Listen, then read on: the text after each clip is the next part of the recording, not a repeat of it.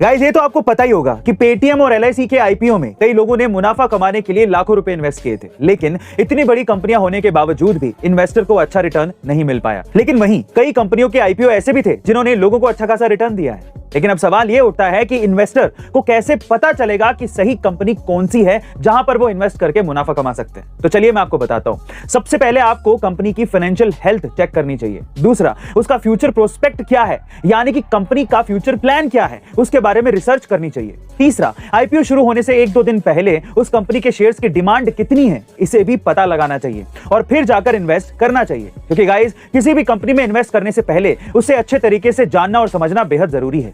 और इसके लिए आप मेरी book the basics of stock market को अमेज़न पर जाकर ऑर्डर कर सकते हैं। और अभी तो ये बुक इंडिया में सभी कैटेगरीज में टॉप 3 बुक्स में शुमार हो गई है। सो गाइस जल्दी कीजिए, इस बुक का लिंक डिस्क्रिप्शन बॉक्स में गिवन है, खरीदिए और अपनी नॉलेज को बढ़ाइए। गाइस वो कहते हैं ना कि अगर इंसान में कुछ कर गुजरने की चाह हो तो हर काम आसान हो जाता है। ऐसा ही कुछ कर दिखाया पंजाब फरीदकोट के रहने वाले अभिषेक ने। जी हाँ गाइस, अभिषेक ने इंडिया की सबसे कठिन परीक्षा यूपीएससी को पास करने में सफलता हासिल की है और उनकी इस कामयाबी में उनके पिता रोशन लाल जी ने उनका बखूबी साथ भी निभाया है। दरअसल अभिषेक के पिता रोशन लाल कई सालों से एक जूते की दुकान चला रहे थे और वो कभी भी ये नहीं चाहते थे कि उनका बेटा उनकी तरह बने। इसलिए उन्होंने अपने बेटे को कभी भी जूते की दुकान पर नहीं आने दिया और खुद ही घर की सारी जिम्मेदारी अपने कंधों पर ले ली।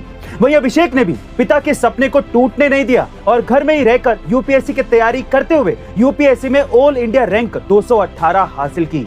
गाइस अभिषेक की इस मेहनत और उनके पिता के सेक्रीफाइस के लिए एक हार्ट तो बनता है। बाय द वे, आप किस एग्जाम की तैयारी पूरे शिद्दत से कर रहे हो, कमेंट सेक्शन में लिखना मत भूलिएगा। अभी सवाल पूछा था पुष्कर भाई ने रणविजय से कि आगे क्या। देखो आगे का तो मैं नहीं जानता हूं, लेकिन आखिर क्या ये थोड़ा सा मैं जानता हूं। जाकिर भाई की 2 लाइनें मुझे याद आ गई अचानक से, मैं यहाँ बोलना चाहता हूं और आई थिंक आप लोग सब इसे अग्री करोगे कि कुछ ख्वाब हैं जो मैं आसमां से दूर चाहता हूं। कुछ ख्वाब हैं जो मैं आसमां से दूर चाहता हूं। जिंदगी भले गुमनाम थी, मौत मशहूर चाहता हूं।